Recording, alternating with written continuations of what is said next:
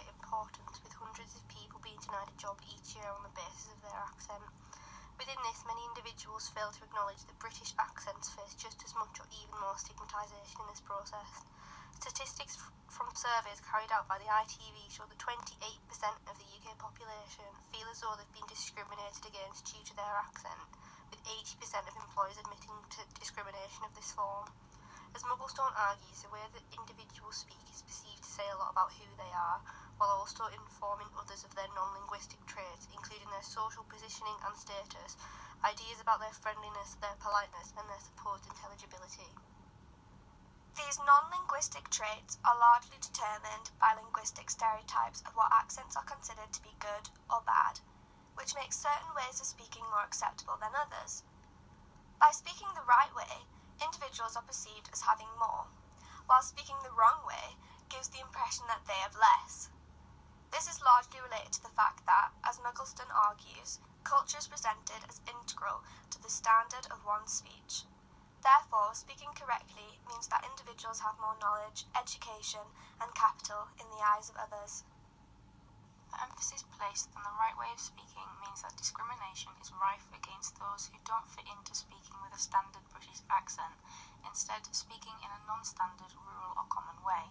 As Fisherman argues, standard accents are commonly associated with status, the media, and power, and because of this, those who speak in this way are also favoured for prestigious jobs.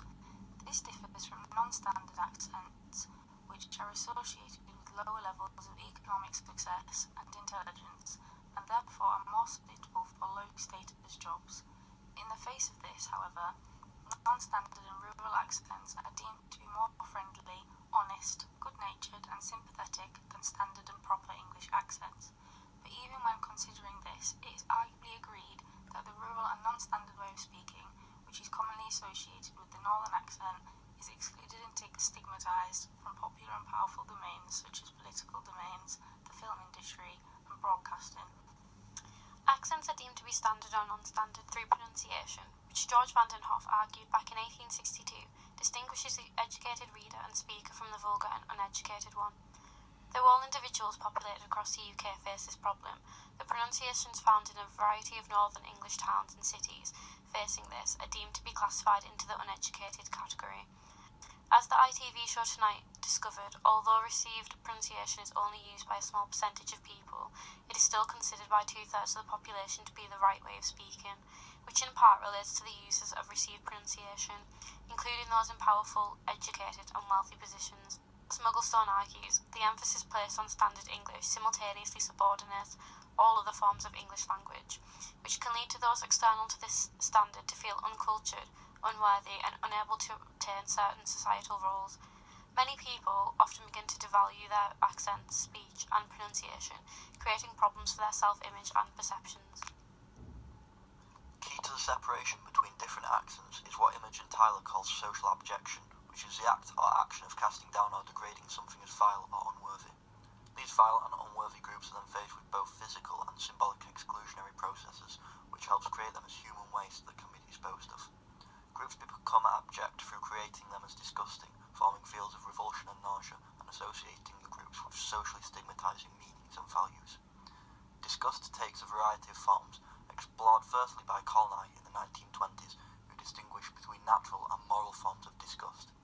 The social abjection of individual linguistics is a form of moral disgust, as it emerges through transferring the physical feeling of disgust into our value judgments and concepts, so that when we hear accents we don't like, we automatically feel repulsed. Disgust is also, as argued by Colnay, a spatially aversive emotion concerned with the proximity that individuals have to a disgusting object. This proximity can occur either geographically or mentally, and in this sense, as Lawler argues, disgust is ontologically grounded in that part of who we are relies on not being or liking the disgusting object. To create distance between oneself and the object of disgust, individuals partake in the process of boundary making and boundary maintaining by creating clear us and them distinctions. Creating these boundaries, as Miller argues, helps prevent our way from being subsumed into their way.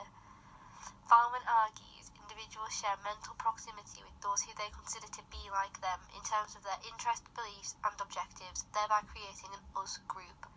Within this, individuals feel more empathy to those they feel similar to, and though this isn't commonly applied to linguistic patterns, it can be, where the us group is considered to be those who speak with a standard English accent, which drastically differs to them. Balmer describes them as standing for a group to which I either cannot or do not wish to belong, and resulting from this, I expect my interests to be the opposite of theirs.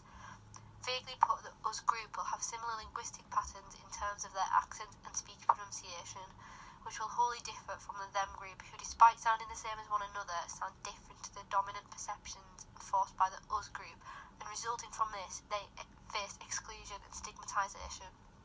An example of boundary making and maintaining through the us versus them rhetoric was in 2014 when Katie Edwards, a lecturer at the University of Sheffield, was mocked by a doctoral student from the UK Russell Group for her northern accent. Edwards, coming from Mexborough in Doncaster, was mocked for her accent in front of her fellow colleagues by a complete stranger who afterwards turned and spoke to Edwards' non-northern colleague. Through ridiculing her accent, the unnamed individual was pointing out the differences between their linguistic patterns, and though it was presumably intended to be in a comedic way, it nonetheless establishes the stigmatisation and undesirability of the northern accent, which excluded Edwards from the following conversation, othering her.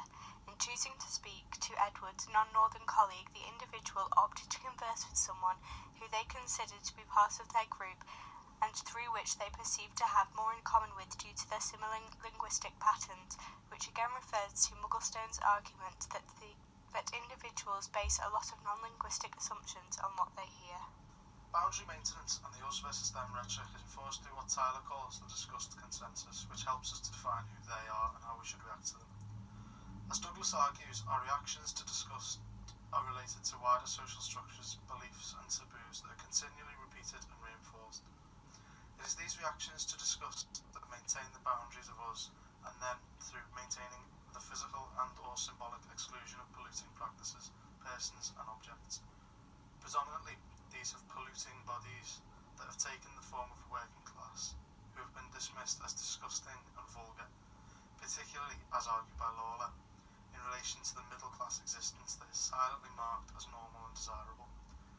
As Walker Dean argues, these polluting and classed bodies have been cast to certain geographic locations, and frequently in Britain the working class is largely, though by far not only, situated in geographically northern towns and cities, which means that the accents of those who reside in these places are also considered to be inherently working class, regardless of their actual social position. In following Lawler's argument, the working class are presented through narratives of lack narratives, which have become so widespread that they're considered almost ubiquitous, and therefore they remain unquestioned. The working class are presented as lacking material resources, knowledge, the right education, housing, and as Bourdieu argues, taste, all of which are believed to be translated through individual speech and language patterns, which are then judged by others. The northern accent is deemed to portray one's lack of education, knowledge, and taste, particularly through different mannerisms and pronunciation. In part, northern accents that are seen as presenting someone who lacks the right means of education. Housing or social background may be true, as on the whole northern towns and cities have been hit the hardest by austerity measures, which in turn impact the services available to help and benefit the well-being of these cities' inhabitants. However, these widespread assumptions have real impacts on individual daily lives, in relation to job applications and employability, and in relation to smaller and more mundane actions of conversing with people, as seen in the example of Katie Edwards.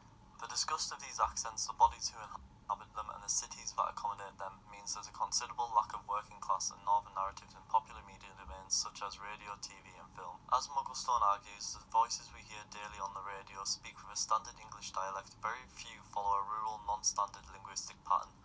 The same applies to representations in films and media, where we only see those speaking with standard forms of English.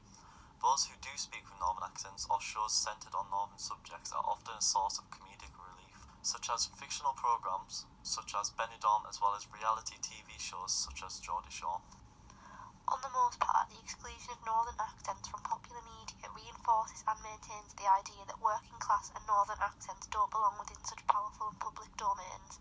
The working class are overtly shaped and stigmatised through different mediums, and as Tyler argues, the discussed consensus is developed through the repeated exclusion of northern linguistic patterns. Their lack of visibility means that when